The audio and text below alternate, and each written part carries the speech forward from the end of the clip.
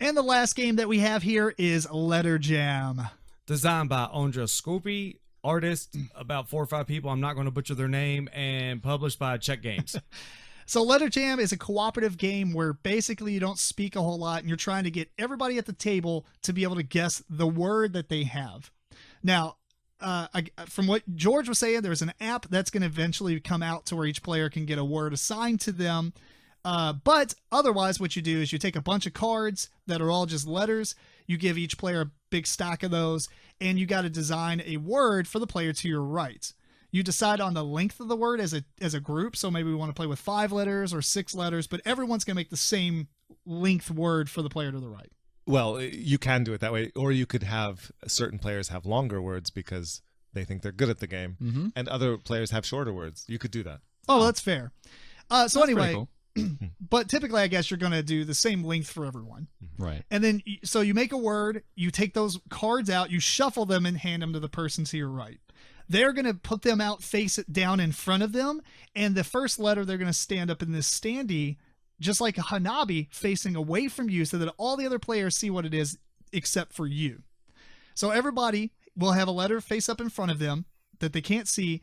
And depending on the player count, you're going to have some dummy cards out off to the side that you can also use, which I think, one for every person less than 6? Yes, there will always be 6 letters visible, 5 to you, and 6 around the table. And then one card that is like an asterisk, which you can substitute a letter for.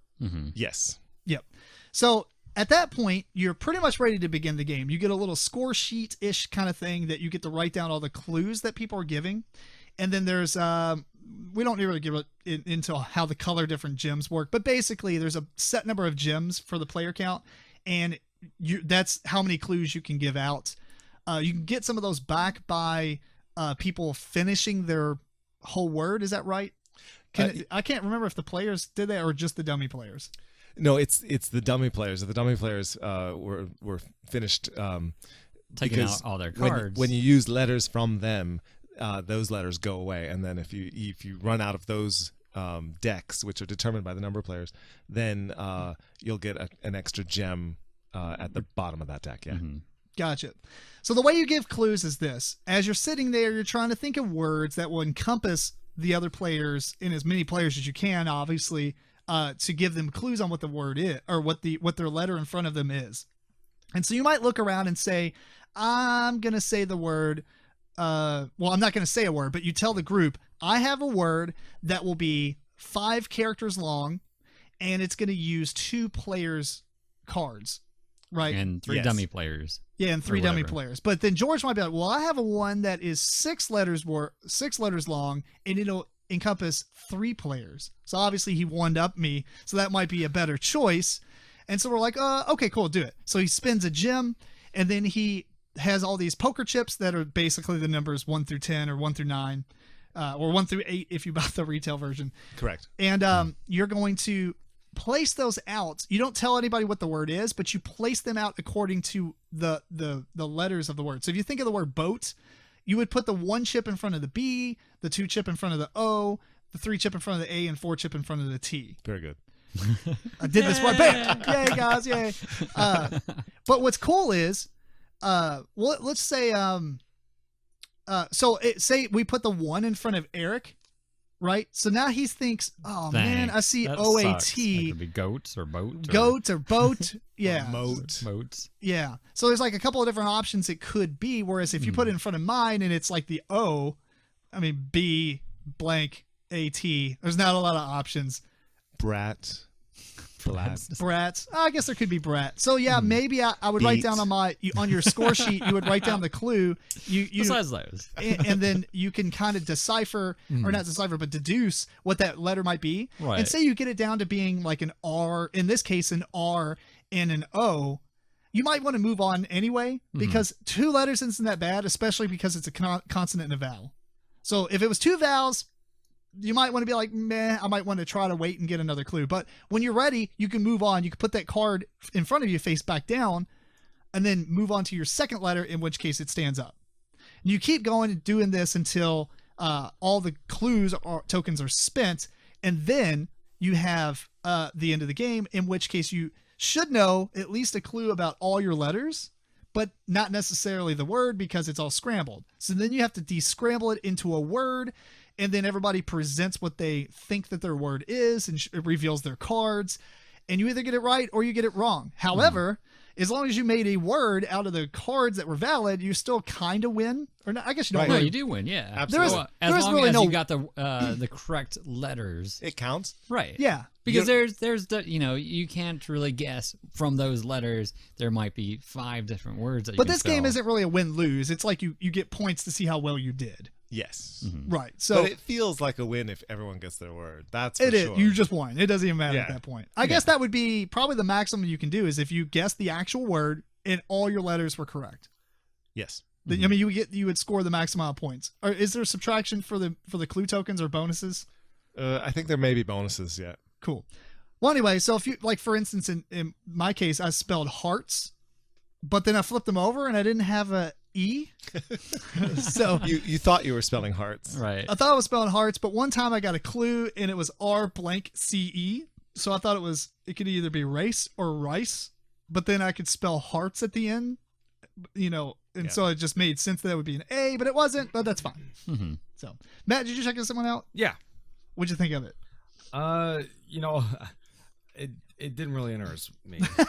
I'll be honest, it didn't interest me, and then we played it. And I was like, that was pretty cool. Yeah. From what I read, it seems like the what they're calling the big reveal at the end is a lot of fun, even if you don't care for the gameplay during it.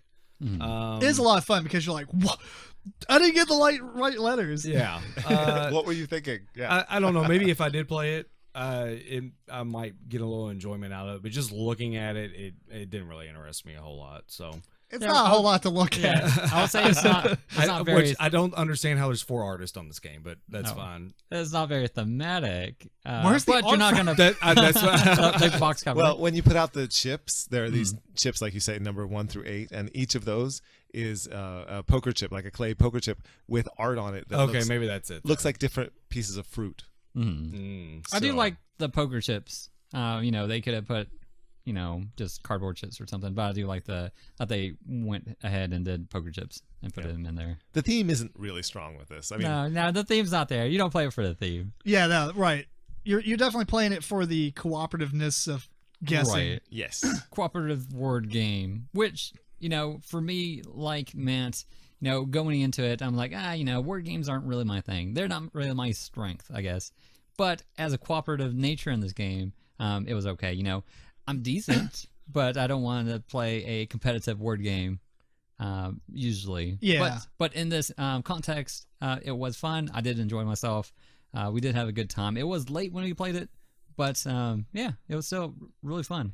I think one thing is, even though you don't really take turns giving clues and one person can literally suck up most of the clues. I mean, they can't do that because they need clues as well. Yeah, absolutely. Right. But say you're playing like five or six people, one person might not go a whole lot or may not go at all. No, Yeah. everyone has to Has go. to do 2 Oh yeah, times. that's right. Yeah, everybody Yeah. does have to go twice. You're right. Depending on the player count. Player count, right? So you at least have to do. But I mean, you can go far less than any other player. Right. That's a true. minimum number of times. But- just because that lets us unlock these additional clues that we can get to. Yes. What I was gonna say is, it still didn't feel like that's a bad thing No, you don't need to go. So because you're still doing a lot in your head right. as Oh, you're yeah. outside of giving clues, which I thought was really cool because Right. you can't get this alpha gamer like, oh, I'm gonna give all these clues and say Which is- Eric and Actually, George. it is helpful to have someone that's really good at making up some words. It is going to help your team Well, out. really, you need 2 But- people. As long as you have 2 people who are really good at giving all the clues, the rest of the people only have to meet the requirement. Right. This is true. It's a really interesting balance because if you have somebody who's good at making up words, on the one hand, that's good if they make up a word that uses a lot of letters over and over and makes it really clear what the word is. Like, if it's satirists or something like that. Don't use satirist. A balloon or something. No. Right? Don't use satirist. but but if it's somebody who's really good at making up words and they make up a word that they think is clever, but to everyone else they're like, what the heck? Yeah, what is What satirist? is that word? It's like the word is Niger or something, and it's like, wait, what?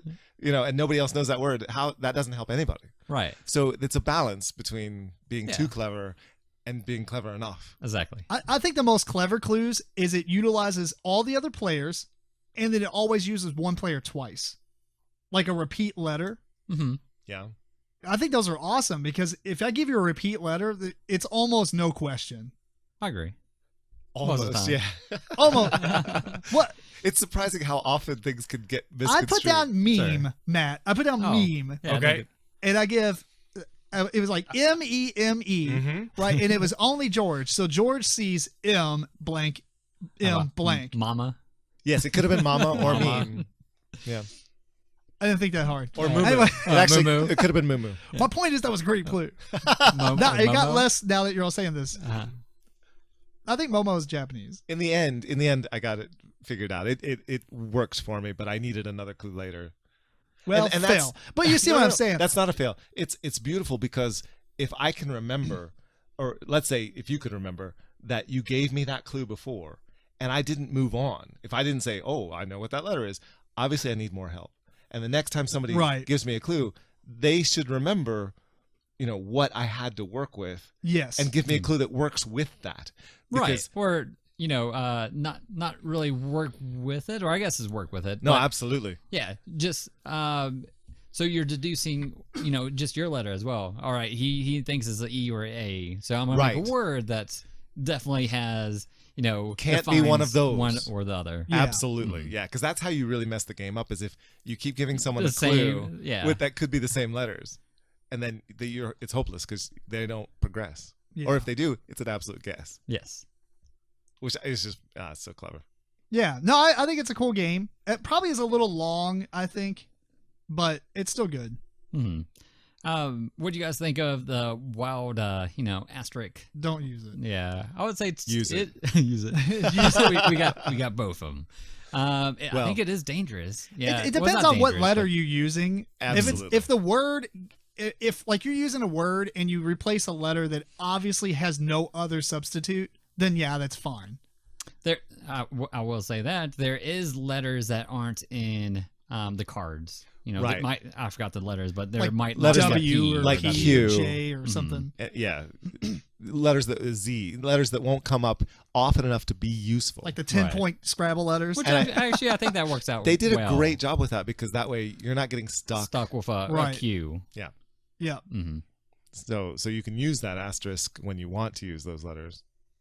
Which you shouldn't. Yeah. if you could get away with it, but sometimes you can't. You should. Yeah. Totally. All right. Well, anyway, final thoughts on this one. My new favorite word game, I think it's surpassed cooperative paperback for me. Oh, wow. You like it better than Spell Smashers? Yeah, I do. I do like it better than Smell Smashers. I like that game. Yeah, I do Yeah. too. I like this game a lot though. I like so- the length of this one. I like how I'm having to think and sort of plan the whole time, and it's deductive, and at the end that great reveal, like you said, Matt. Yeah. It's just it's a joy. Mhm. Yeah. This one's pretty good. I'll probably pick this one up, play Yeah. it with a family and stuff. Right. So even if you like word games a little bit mediocre, pick it up, give it a try. Cool. Matt, you excited? I mean, I'll give it a shot. I will say Talk that him into it. I will say that Eric earlier on said that he does not like war games. I do. So Oh, whenever I say okay. that it did not interest me, I would probably maybe just upon just looking at it, me actually being a fan of word games, it kind of like, Yeah, I'm that's not. fair. I would have passed Yeah. it up if George didn't bring it over and we play it. yeah. Yeah, it's an But- experience. But it sounds like it just needs a chance. So Oh, yeah. if I get the opportunity to, then I'll be looking forward to it. Cool. Well, that is Letter Jam.